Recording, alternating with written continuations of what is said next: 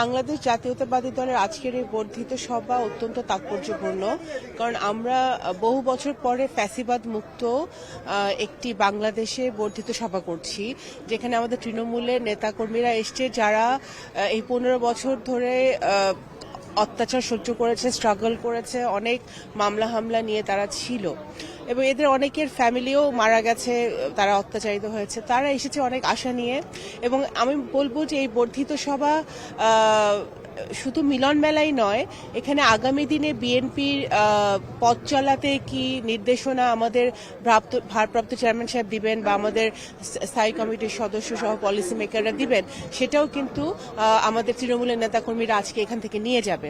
তো ওনাদের বিশেষ করে ওনাদের বিএনপি সাংগঠনিক ব্যাপারে বা জাতীয় রাজনীতির ব্যাপারে তৃণমূলের বক্তব্য কিন্তু আজকে আমাদের চেয়ারম্যান সাহেব বা স্থায়ী কমিটির সদস্যরা শুনবেন, সিনিয়র নেতৃবৃন্দরা শুনবেন।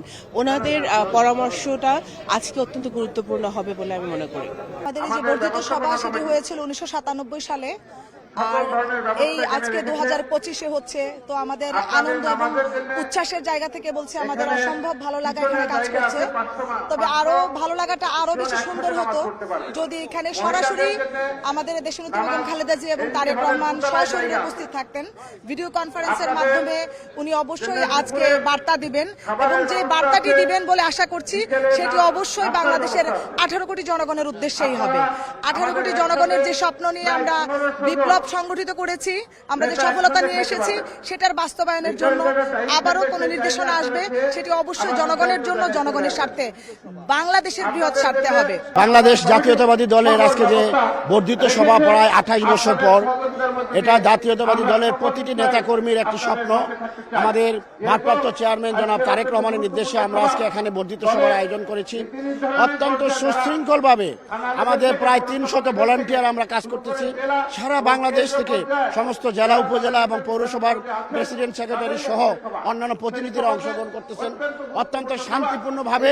এবং আমরা একটা মেসেজ দিতে চাই সারা দেশবাসীকে যে আমরা একটি সুশৃঙ্খল গণতান্ত্রিক দল এবং এই গণতান্ত্রিক দলের কাজই হচ্ছে দেশকে সুসংহত করা এবং গণতন্ত্র প্রতিষ্ঠার জন্য আজকে আমাদের একটি মাইল ফলক এবং আমাদের পরবর্তী দিক নির্দেশনা দেওয়া হবে।